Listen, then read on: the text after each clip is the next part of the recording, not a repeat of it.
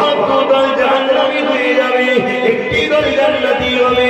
সাহাবা হুজুরা বলতে লাগলেন, ইয়া রাসূলুল্লাহ হাবিবাল্লাহ, ওই 72 দলে কি নামাজ থাকবে না? আল্লাহ নবী বললেন থাকবে। রোজা থাকবে না? নবী বললেন থাকবে। হজ থাকবে না? নবী বললেন থাকবে।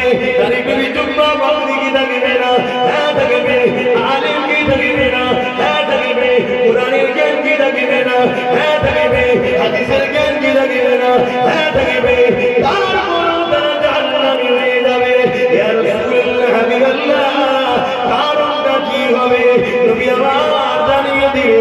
আর একটাই কথা নবী বললে, তাদের অন্তরে তাদের হৃদয়ে আমি রাসূলুল্লাহ আমার খাইয়া থাকবে না, নামাজ থাকবে, রোজা থাকবে, দাড়ি থাকবে, কোরআনের শিক্ষা, হাদিসের শিক্ষা সব কিছু থাকবে।